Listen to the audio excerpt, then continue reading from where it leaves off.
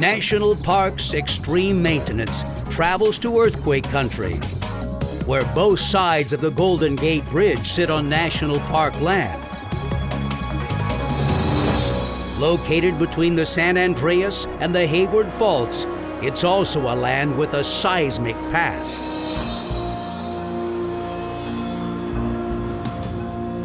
In 1989, the 7.1 magnitude quake at Loma Prieta shook things up from an epicenter 50 miles to the south. A study by the U.S. Geological Survey predicts a 70% probability a major quake will strike the Bay Area by the year 2030. The Golden Gate Bridge was untouched this time. With a span of 1.7 miles and a height of 746 feet above the Golden Gate Strait, earthquake proofing is now a priority. A $400 million seismic retrofit began in 1997. A retrofit is a fancy way of saying that we're strengthening and retuning the bridge to be able to withstand what is known in the earthquake industry as a maximum credible earthquake of about 8.2, 8.3. It's a complex project because we're working in a national park. So we're working with the Golden Gate National Recreation Area to assure that the park visitors still have access to the park, but at the same time we're running a major construction project. A project that works around the continuous flow of 40 million annual motorists. Motorists mostly unaware of the world that lies below. While these views may be platinum, they come with a price. Conditions can be brutal. Winds gust up to 70 miles an hour. Fog rolls in to make visibility tough. Heights are tremendous. To add to the challenge, the Golden Gate retrofit takes place 320 feet over another historic landmark, Fort Point. It's the only Civil War fort on the West Coast. The original designers of the bridge wanted to level it, but the fort was saved from the wrecking ball by building an arch. So here we are today, 66 years later, having to retrofit that arch, but we've had to accommodate the visitors to the Fort Point structure. The fort shuts down several days a week for the construction. When they're working above us, or what happens is they drop things and it falls down into the courtyard, so it's just too dangerous for us to be open. Roped in by harnesses, crews working day and night move across staging areas. And many things are fabricated right to the final detail in place. That's one thing that when you're working with a structure that was built in the 1930s and you're working with the original plans, you get out in the field and things are a little different. And so sometimes things have to be monkey-rigged a bit to fit. Rebuilding an internationally recognized landmark from the inside out requires attention to detail. From the Art Deco design, to the cross-bracing, to its distinct shade of reddish orange. Eva Bauer is the project manager on what she describes as the project of a lifetime. At the time that the bridge was constructed, until 1960s, this was the longest suspension bridge in the world. So what engineers and architects accomplished with construction of this bridge it was really unprecedented. They were in uncharted waters and they accomplished to build this marvel. This project involves very complex concrete work and very complex steel work. And we're adding elements that emulate the look of the original elements, but structurally they are very different. Handling heavy pieces of steel hundreds of feet above the bay is intense.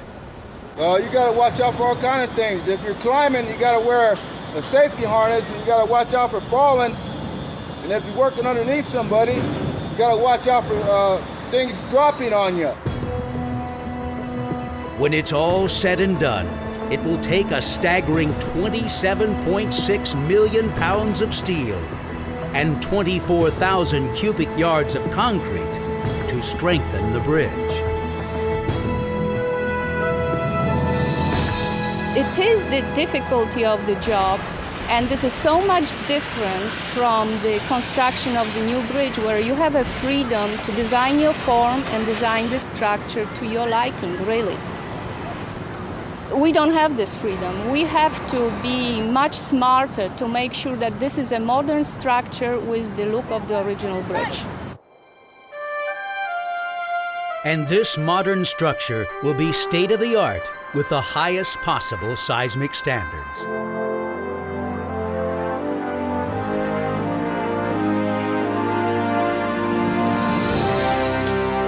.8 miles across the bay, another American icon is finishing its retrofit to ensure the next San Francisco shakedown doesn't take it down.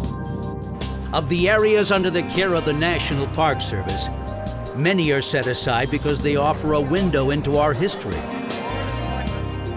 While Alcatraz may seem an unlikely candidate, people can't get enough of the Rock.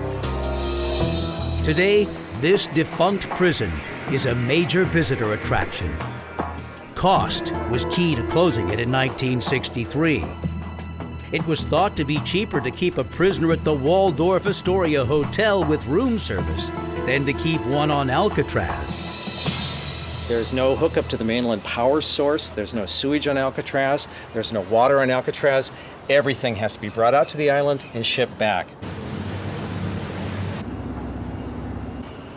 And the challenge of that is it costs over $5,000 per barge run. We have to bring everything out to the island, then our maintenance people can work on it. For the retrofit, high-tech computer modeling software shook the building to determine how it would react in the event of a major earthquake. Once weak areas were identified, Alcatraz had to be anchored to the very rock it sits on. Alcatraz is a fascinating building from an engineering perspective because it's really a huge box with other buildings inside it, those other buildings being the cell blocks. And the real challenge of an engineering project like this is trying to think about how that works in an earthquake. And in this building, our first concern was really how the columns are attached to the cell blocks. So we took care of that, brought all the forces down within the cell blocks, and really hid everything behind the walls as much as we could. So to the average visitor, all you would see is something like, wow, the concrete here is a different color. And it doesn't really matter that much to them, or they wouldn't notice it, but it's really all bolted down to the rock. To complicate safety matters, this was a prison designed so you couldn't get out. There was a front door and a back door, and that was it. Since earthquakes come with no warning, and there are only 2 exits, the goal of the retrofit is not to save the building, but to make sure it stands long enough for thousands of visitors to be safely evacuated. One of the major areas in need of attention was the utility corridor, the site of the only successful escape from Alcatraz. In the year 1962, 3 inmates made history. The spoon proves mightier than the bars at supposedly escape-proofed Alcatraz prison. 3 bank robbers serving long terms scratched their way through grills covering an air vent, climbed a drainage pipe, and disappeared from the forbidding rock in San Francisco Bay. It appears to be the first successful escape in the history of the maximum security prison. They painstakingly fashioned dummies of plaster with hair of paintbrush bristles to stand in for them during cell check, while they covered an escape hole with a cardboard grill. A reward of $50 per man never led to a single clue. Although their bodies were never found, it's unlikely they survived the currents of the bay. Yet, the escape from Alcatraz captured the imagination of the American public. They came out of these openings. These openings used to be much smaller. They were 6 by 9 inches. We wanted to work around this. We didn't want to cover it up. We didn't want to have a collector beam running right through it, so that everybody would be able to visualize sitting in a cell, being so desperate that you needed to squeeze your way out and try to make an escape, even if it meant losing your life. Beyond earthquake proofing, park officials would argue the daily grind of maintaining the rock is daunting. And you may be surprised to learn that on Alcatraz, birds of a feather flock together, creating an enormous mess. Alcatraz in Spanish means strange-looking bird or pelican. That's what the Spanish named the island, and the birds have come back today.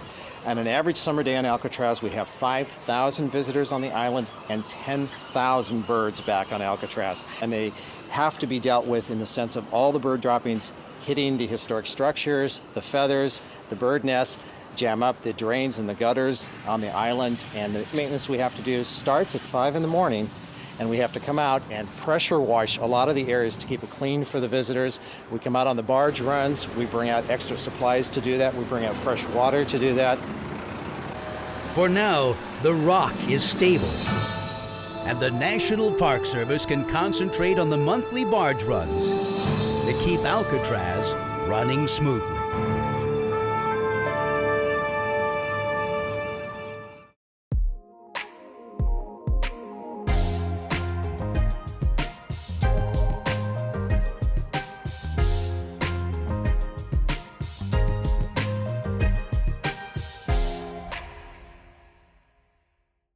See you next time. And we'll leave the light on for you.